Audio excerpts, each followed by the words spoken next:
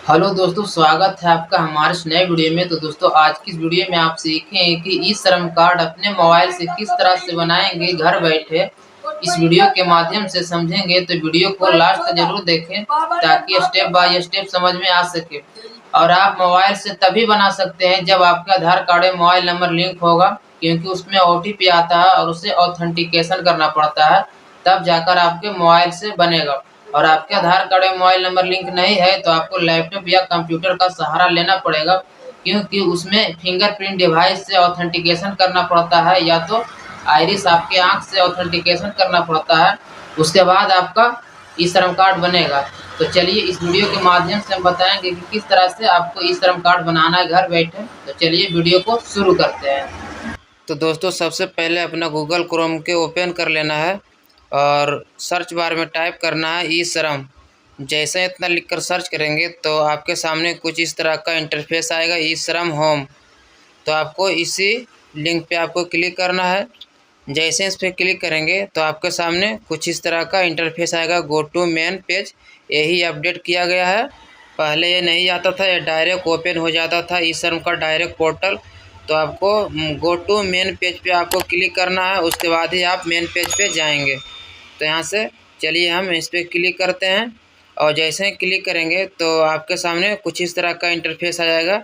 तो यहाँ से कट कर देना है और कट करने के बाद आप आ जाएंगे इस श्रम का ऑफिशियल साइट पे। और आप इस साइट पे डायरेक्ट आना चाहते हैं तो इस साइट का लिंक हम नीचे वीडियो के डिस्क्रिप्शन में दे दिए हैं, वहाँ से आप डायरेक्ट की साइट पे आ सकते हैं। तो चलिए बताते हैं कि अपना ई श्रम में रजिस्ट्रेशन कैसे करते हैं। तो यहाँ पे लिखा हुआ है रजिस्टर ऑन ई श्रम कार्ड। यहाँ से वो नया अप्लाई कर सकते हैं। अगर पहले से आपका बना हुआ है तो यहाँ से लॉगिन करके आप अपना डाउनलोड कर सकते हैं या अपडेट कर सकते हैं। तो जैसे हम नया बनाएंगे तो हम रजिस्टर ऑन ई श्रम पे क्लिक करते हैं। उसके बाद आपके सामने कुछ इस तरह का इंटरफेस आएगा। तो यहाँ पे अपना मोबाइल नंबर डालना है और कैप्चा डालकर और नो नो दोनों पे क्लिक करके सेंड ओटीपी पे क्लिक करना है। तो चलिए हम अपने यहाँ से मोबाइल नंबर डाल लेते हैं। और यहाँ पे कोई भी मोबाइल नंबर डाल सकते हैं, कोई ज़रूरी नहीं है कि आपका आधार कार्ड में मोबाइल नंबर लिंक हो वही यहाँ पर नंबर डालेंगे। कोई सा भी नंबर डाल सकते हैं और नीचे यहाँ से कैप्चर को फिल करेंगे। कैप्चर को फिल करके दोनों नो पे क्लिक करेंगे। उसके बाद सेंड ओटीपी पे क्लिक करेंगे। आपके मोबाइल पे एक ओटीपी आएगा, उस ओटीपी को यहाँ पे डाल लेना है और डालने के बाद सबमिट पे क्लिक करना है। जैसे ही सबमिट पे क्लिक करेंगे तो आपके सामने कुछ इस तरह का इंटरफेस आएगा। तो यहाँ से आपको पहले आधार नंबर डालना होगा और उसके बाद आपको यहाँ पे कैप्चर डालना है और कैप्चर डालकर उसके बाद चेक बॉक्स पे क्लिक करेंगे और उसके बाद सबमिट पे क्लिक करेंगे। और उससे पहले आपको ऑथेंटिकेशन करना है, जैसे फिंगरप्रिंट है, आइरिस है और ओटीपी से है। 3 तरीके से आपको एक तरीके से कोई सा भी तरीके से ऑथेंटिकेशन करना है। जैसे कि अगर उनका आधार कार्ड में मोबाइल नंबर लिंक है तो ओटीपी सेलेक्ट करके वो ऑथेंटिकेशन करेंगे, वो मोबाइल से भी कर सकते हैं। और जिनका आधार कार्ड में मोबाइल नंबर लिंक नहीं है तो फिंगरप्रिंट या आइरिस से करेंगे।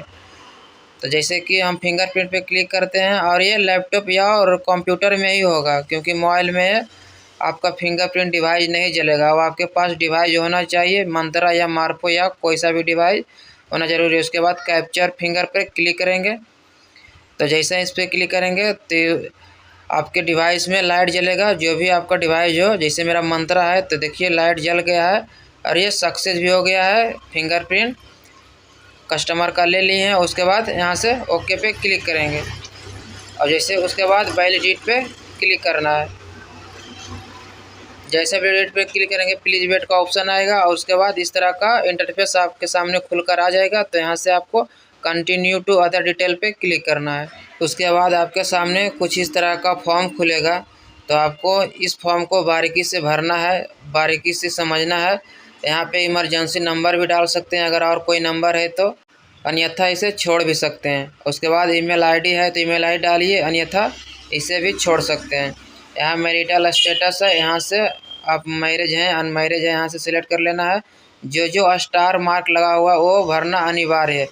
जैसे कि यहाँ से फादर नेम या हस्बैंड नेम, यहाँ पे जो भी है, जो भी आप, जैसे कि अगर महिला का बना रहे हैं तो उसका पति का नाम डलेगा और जिनका शादीशुदा हो गया है, और अगर जेंट्स का बना रहे हैं तो फादर पे सेलेक्ट होगा। जैसे हम महिला का बना रहे हैं तो हम हस्बैंड पे क्लिक करके उनका हस्बैंड का नाम यहाँ पे हम डाल देते हैं। उसके बाद आपको सोशल कैटेगरी को सिलेक्ट करना है। ये आपको एक कास्ट जिसको बोलते हैं, एक कास्ट को सिलेक्ट कर लेना है। आप एससी से आते हैं, जनरल से आते हैं, एसटी से आते हैं, ओबीसी से आते हैं, जिससे भी आते होंगे वो यहाँ पे सेलेक्ट कर लेना है। उसके बाद यहाँ कास्ट सर्टिफिकेट भी डालना है, अगर है तो डालिए, अन्यथा इसे बाद में भी डाल सकते हैं। उसके बाद ब्लड ग्रुप यहाँ पे डालेंगे, अगर है तो पता तो डालिए, अन्यथा इसे भी छोड़ दीजिए। उसके बाद यहाँ पे कोई तरह से अगर विकलांगता है तो यहाँ पे यस करेंगे, उसका जानकारी भरेंगे, अगर नहीं है तो नो पे छोड़ देंगे। उसके बाद यहाँ से नॉमिनी डिटेल डालना है। जिनको अगर नॉमिनी बनाना चाहते हैं तो उनका यहाँ पे सारा डिटेल भरेंगे, उनका नाम भरेंगे और डेट ऑफ बर्थ भरेंगे और जेंडर भरेंगे और एप्लीकेंट का एड्रेस भरेंगे। तो चलिए हम डाल लेते हैं। जैसे जिनका हम बना रहे हैं उनका पति का ही नॉमिनी हम बना रहे हैं। तो नाम डालने के बाद यहाँ से हम डेट ऑफ बर्थ को यहाँ से डाल लेते हैं।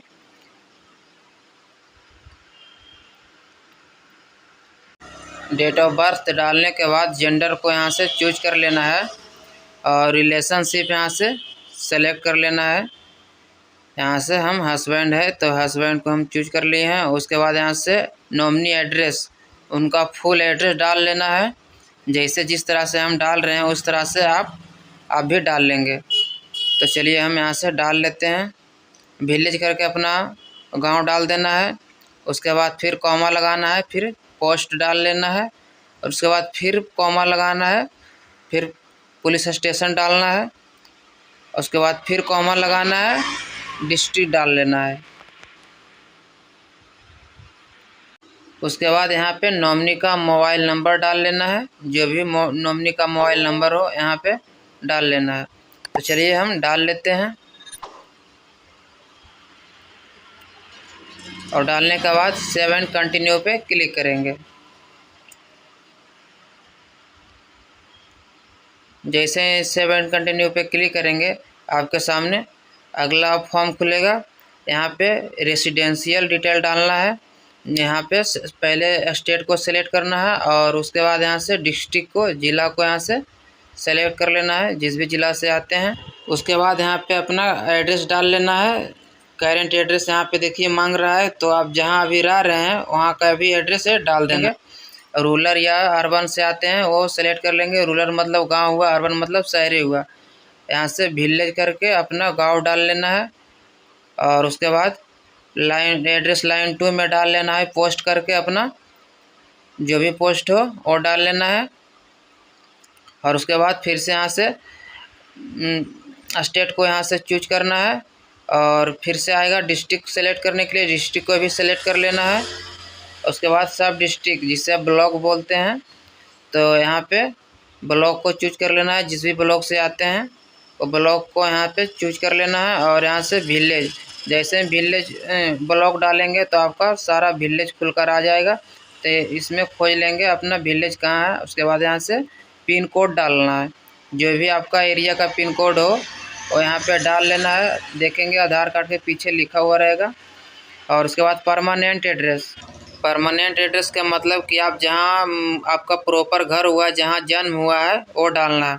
जैसे कि यहाँ पे करेंट एड्रेस डाले थे, मतलब जहाँ अभी रह रहे हैं आप फिलहाल।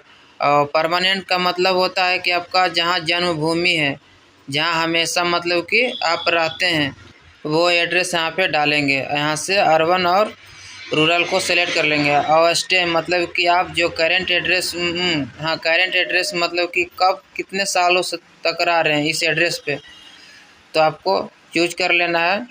जैसे कि 3-4 सालों से हम इस एड्रेस पे रह रहे हैं, तो चलिए हम 4 से 5 साल यहाँ से हम चूज कर लिए हैं। और उसके बाद एड्रेस लाइन 1 में वही एड्रेस डालेंगे जो हम ऊपर डाले हैं, क्योंकि मेरा परमानेंट एड्रेस और करेंट एड्रेस दोनों सेम ही है।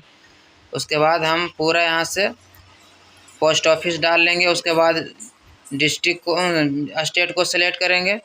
स्टेट को सिलेक्ट करने के बाद अपना डिस्ट्रिक्ट को चूज करेंगे और उसके बाद आपके सब डिस्ट्रिक्ट जहाँ आपका ब्लॉक हो वो वहाँ से चूज कर लेना है और उसके बाद यहाँ से गांव चूज करना है। उसके बाद फिर पिन कोड डालना है और पिन कोड डालने के बाद सेव एंड कंटिन्यू पे क्लिक करना है।